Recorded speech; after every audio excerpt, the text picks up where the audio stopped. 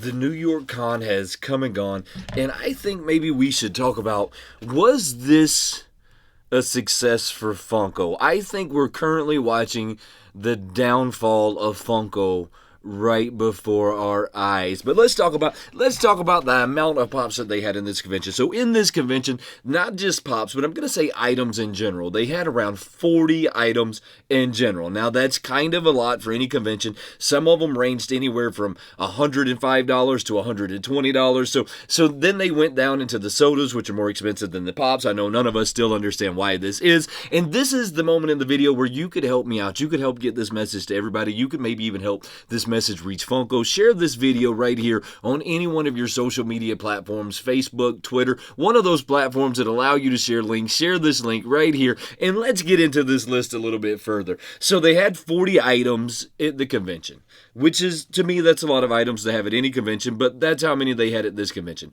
Now, we're not going to compare this year to 2 years ago or 3 years ago. We're going to compare this year to the last year, and then we're going to dive into maybe how it happened, right? What happened in Funko's equation? Did they fire the artists that they shouldn't have fired? Maybe they should have kept some of the creative minds around that they let go. We know that historically Funko has had a problem with this, so they did have some items sell out, and some of them were rather surprising to me. We had Darth Maul that sold out. We have the Owl Bat.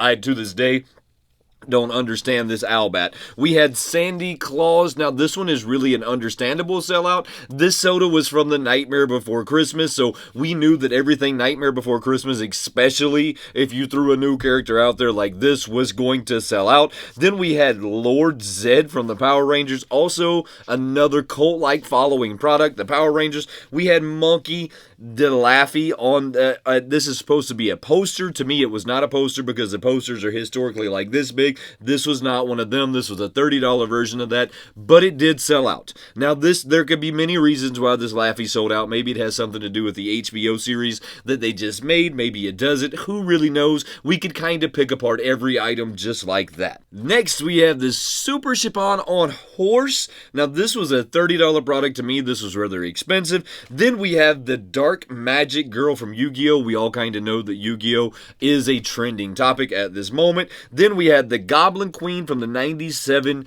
X-Men. This one was also kind of surprising to me, but she looked a lot like Scarlet Witch, so I think that a lot of people might have bought this one thinking that they were buying the Scarlet Witch. That's just my 2 cents on that one. Next is going to be the big Barda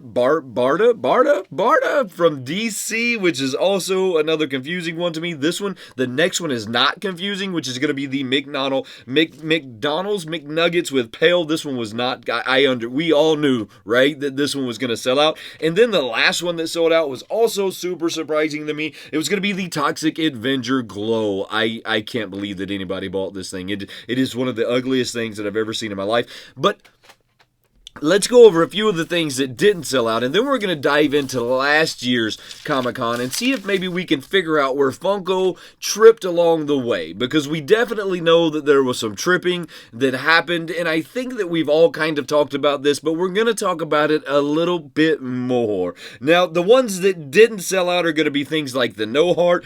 Who wanted this anyways? It's a Care Bear that nobody even knew the character of, and it's almost like Funko forgot who their target audience was when they picked this one. The next one is going to be the Harry Potter Looney Tunes. What are these things? When did the Looney Tunes ever do a Harry Potter scene? Never. Never. But because it's Warner Brothers' 100th year, they decided that Looney Tunes did everything like Scooby-Doo to Harry Potter. It is not a successful way of doing things. Next is going to be the fact that they put in way too much anime. Now, let's be honest. Anime is very fad-driven. Fads don't tend to last that long. Or is it trends? Trends or fads? Trends don't... Trends. So, we know that anime is very trend. Boy, me trying to say that is very trend-driven. And because of that, they come and go so quickly that if you're not careful, you wind up ending up with a lot of the anime stuff that's still on their site for sale right now, like some of the demon stuff, some of the other stuff. These are ones that kind of hit their peak and now they fall back up, and there's just not enough people out there to buy them. And then last but not least, on the things that did not sell out from the New York Comic Con is going to be their Heavy Metal Box of Fun, which was $105. You could currently still go to their site at this moment and pick this guy up. This one was a problem, and this one was a problem for many reasons. This one kind of told us what Funko's target number is, which is 75,000, which is how many of these boxes were produced. So that gives us an idea going forward of how many pieces Funko is making. I've always said it was 100,000, 75 to 100. Doesn't seem that far off to me, so I'm not surprised at all that that's what we've seen. So we know now that that's their target number is 75,000 pieces.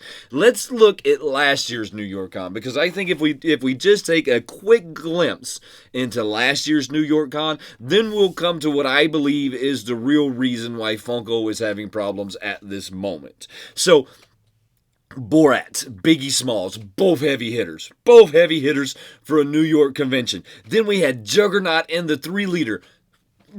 Look, another heavy hitter. Everything Juggernaut sells out. Peter Pan Smee going up to Skull Island was also another really awesome pop or a collection or collectible, whatever you want to call these guys. Let's not even call them pops anymore. Let's just call them reasonable collectibles. Next, we have the Statue of Liberty from the Spider-Man. Look, this was everybody. When you think of New York Con, you think of a Statue of Liberty. I don't care who you are. If somebody said New York, one of the first 3 things that pops in your head is the Statue of Liberty, at least in the top 3. The next is going to be the real, listen to me, the real Harry Potter, right? Then we have a Joker that was absolutely fire. Then we're going to move on to the Gloomy Bear. Now, this one, it looks like it had a Chase variant. I can't remember if one of them was a convention and one of them was a non-convention, but they still have both of these guys. Both of them were trending really hard last year's con. Then we have the Yu-Gi-Oh! Dragon. Everything Yu-Gi-Oh! When it comes to dragons and all of that historically has popped off really hard, especially Yu-Gi-Oh! In general has a cult-like following. Now, let's address where Funko went wrong. Funko has somehow forgotten that their target audience is somewhere between 30 and 45 years old. When you're 30 and 45 years old, you're not real caring about the Care Bear, the no heart Care Bear, the no heart villain from Care Bears. No one cares who that is. No one cares who a lot of the things that Funko put in their convention this year. The collectors of Funko do not care about these things, and Funko has consistently tried to ram things down our throats that the collectors themselves are not really after. Let's be honest, Funko had a strong beginning of the year, and then somewhere along the way, they fired their artists, they did dumb stuff, now they're back in the same situation they were just a few years ago. So here we go again with the downfall of Funko. Funko, if you've never listened to anything I said, you have to cater to your audience. Now, regardless if you like the age of your audience or not, you're going to have to start catering